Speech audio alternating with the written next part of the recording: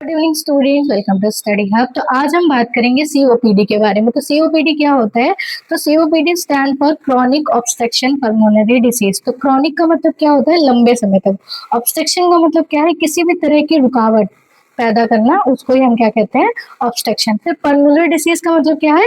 तो फेफड़ों की बीमारी, मतलब फेफड़ों से रिलेटेड कोई भी डिसीज को हम क्या कहते हैं? पल्मोनरी डिसीज कहते हैं। तो ओवरऑल इसका मतलब क्या हो गया क्रॉनिक ऑब्स्ट्रक्शन पल्मोनरी डिसीज का? कि एक लंबे समय की फेफड़ों की बीमारी होती है, जिसमें क्या होता है कि जो आपकी सांस की मतलब जो भी आपके लंग्स होते हैं, जो उसके थैलियां होती हैं, लंग्स की हवा की जो थैलियां होती है, उसमें क्या हो जाता है? ऑब्स्ट्रक्शन हो जाता है, रुकावट पैदा हो जाती है, जिसकी वजह से क्या होता है? प्रॉपर जो भी पेशेंट है वो क्या है? सांस लेने के एबल नहीं होता है। अब हम इसके टाइप्स की बात करें तो 2 टाइप्स के होते हैं ये। तो पहला हमारा होता है क्रॉनिक ब्रोंकाइटिस और दूसरा होता है हमारा एम्फाइसेमा। तो क्रॉनिक ब्रोंकाइटिस में क्या होता है कि मतलब बहुत लंबे लंबे समय तक ब्रोंकियोल्स में इन्फ्लेमेशन और इन्फेक्शन हो जाता है। और एम्फाइसेमा में क्या है? एम्फाइसेमा एक ऐसी कंडीशन है जिसमें जो आपकी लंग्स की हवा की थैलियां होती हैं, उसमें नुकसान पहुंचता है, उसमें इन्फ्लेमेशन हो जाता है या इन्फेक्शन हो जाता है। तो ये 2 कंडीशन हमारी हो गई इसके टाइप्स में, जो कि हमारी क्रॉनिक ब्रोंकाइटिस और एम्फाइसेमा है। तो अगर हम इसके कॉजेस की बात करें कि किस किस कॉजेस की वजह से हमें ये देखने को मिलता है, तो पहला कॉज हमारा क्या है? स्मोकिंग है। दूसरा क्या है? लंबे समय तक अगर हमें क्या है? धूल में रहे हो हम, या फिर धुआं में रहे हो, या फिर केमिकल इंडस्ट्रीज में हमने बहुत ज्यादा लंबे समय तक काम किया हो, तो उसकी वजह से हो सकता है। दूसरा क्या है? एयर पॉल्यूशन की वजह से हो सकता है। दूसरा क्या है? अगर आपके घर में जैसे गांव वगैरह में क्या है, लकड़ियों में खाना बनता है और कोयलों में खाना बनाया जाता है, तो उसका जो मतलब धुआं है वो कॉन्टिन्यूस आपके लंग्स में ज्यादा रहता है, तो वो भी हमें कहीं ना कहीं हार्म करता है। तो वो एक कॉज हो सकता है। और समटाइम ये हेरिडिटरी भी हो सकता है, अगर फैमिली हिस्ट्री में किसी को रहा हो तो उसकी वजह से भी हो सकता है। फिर अगर हम बात करें सिम्टम्स की, तो सिम्टम्स क्या हो सकते हैं? जैसे सांस फूलना होगा। सांस फूलना आपको, जैसे सीढ़ियां आप चढ़ रहे हैं तो आपका सांस फूलने लगेगा, आप वॉकिंग कर रहे हैं तो आपका सांस फूलने लग जाएगा। और लगातार क्या है? आपको कफ आएगा, मतलब बहुत खांसी आएगी, कफिंग होगी आपको। और स्पुटम फॉर्मेशन भी होता रहेगा, मतलब बलगम बहुत जम जाएगा, और इस वजह से क्या है? आपके लंग्स में क्या है?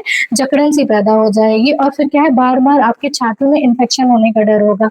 अब क्योंकि जो है कि बार बार कफिंग होगी और स्पुटम बनता रहेगा, जिसकी वजह से क्या होगा कि आपके जो वेवलम बहुत मतलब जकड़न जैसी हो जाएगी, जिसकी वजह से आपको बार बार इन्फेक्शन होने के चांसेस हो जाएंगे। और अब जल्दी बहुत जल्दी आपको थकान, वीकनेस वगैरह फील होने लग जाएगी। तो ये तो रही हमारी क्लिनिकल मैनिफेस्टेशन की बात। फिर हम बात करेंगे डायग्नोसिस की। तो डायग्नोसिस में क्या होता है? डायग्नोसिस में हम क्या है? लंग्स का पूरा इंस्पेक्शन करते हैं, कि उसमें चेक करते हैं कि लंग्स में कोई क्या अबनॉर्मलिटीज है, क्या इन्फ्लेमेशन है, कितने टाइम से है, ये सारी चीजें चेक करते हैं। फिर हम क्या करते हैं? स्पायरोमेट्री टेस्ट कराते हैं। तो स्पायरोमेट्री टेस्ट में क्या होता है? ये एक तरह का ऐसा टेस्ट है जिसमें हम क्या करते हैं?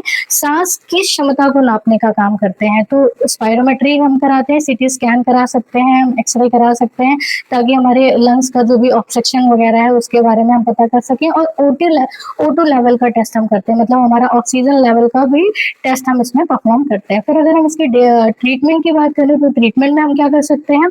सबसे पहले हम ट्रीटमेंट में क्या करेंगे? स्मोकिंग को एकदम बंद करने के लिए कहेंगे, क्योंकि सबसे मेन कॉज इसका स्मोकिंग ही होता है।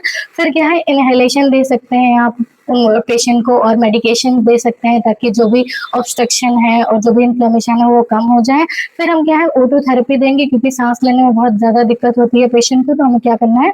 O2 थेरेपी देना है। और लास्ट में हम क्या है? लंग्स रिहेबिलिटेशन कराएंगे। तो रिहेबिलिटेशन क्या होता है? रिहेबिलिटेशन एक ऐसा प्रोसेस है, किसी भी अबनॉर्मलिटीज को या फिर किसी भी अब चीज को उसकी नॉर्मल पोजीशन में लाना, मतलब to retain in a normal condition. तो लंग्स रिहेबिलिटेशन को क्या है? लंग्स को हम लोग रिहेबिलिटेट कराएंगे, ताकि वो अपने नॉर्मल कंडीशन में आ सके। तो that's all about the COPD. अगर आपको किसी तरह का डाउट हो तो आप मेंशन कर सकते हैं। Thank you for watching.